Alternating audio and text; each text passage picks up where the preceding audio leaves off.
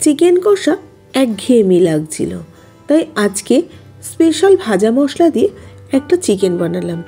খেতে অপূর্ব সুস্বাদু হয়েছিল, তাই ভাবলাম আপনাদের সাথে শেয়ারটা করেই নেওয়া যাক। তার জন্য শেয়ার করতেও চলে এসেছি।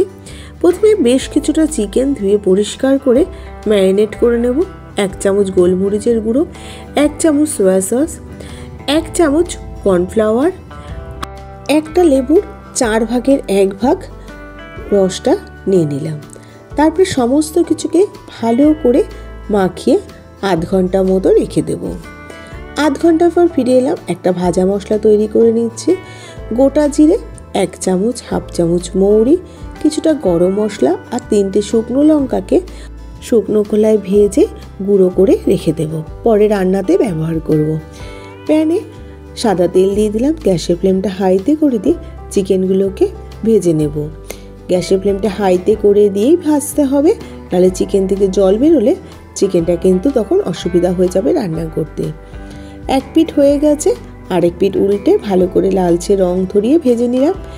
এবার চিকেনগুলোকে অন্য পাত্রে তুলে রেখে দিচ্ছি। একই রকমভাবে বাকি চিকেনগুলোকেও রান্না করে নেব। তারপর কড়াইতে সাদা তেল দিয়ে দিলাম। সাদা তেলটা গরম করে নিয়ে বেশ কিছুটা পেঁয়াজ কুচি আর 2টো পেঁয়াজকে বেটেও নিয়েছি, সেটাও দিয়ে দিলাম। মানে 2 রকমভাবে আমি পেঁয়াজটা ব্যবহার করেছি। পেঁয়াজটাকে 2 থেকে 3 মিনিট ভেজে নেওয়ার পর 1 চামচ আদা বাটা আর 1 চামচ রসুন বাটা দিয়ে দিলাম। সেটাকে ভালো করে ভেজে নিয়ে বেশ কিছুটা টমেটো কুচি দিয়ে দিলাম। গ্যাসের ফ্লেমটা কিন্তু মিডিয়ামেই রেখেছি।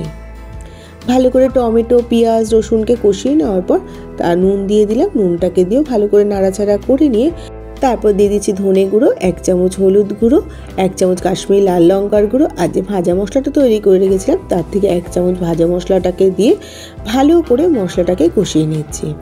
মশলা থেকে তেল সেপারেট হতে শুরু করেছে, সেই সময় ভেজে রাখা চিকেনটা এর মধ্যে দিয়ে দিলাম। সমস্ত চিকেনগুলোকে একবারে দিয়ে দিচ্ছি। বাকি যে তেলটা ছিল চিকেন ভাজার পরে সেই তেলটাও এর মধ্যেই দিয়ে দিলাম। এবার গ্যাসের ফ্লেমটা মিডিয়ামে রেখে মশলার সাথে চিকেনটাকে ভালো করে কষিয়ে নেব। বাকি ভাজা মশলাটাও অ্যাড করে দিলাম এর মধ্যে। এবার ভালো করে মশলার সাথে চিকেনটাকে কষিয়ে নেব।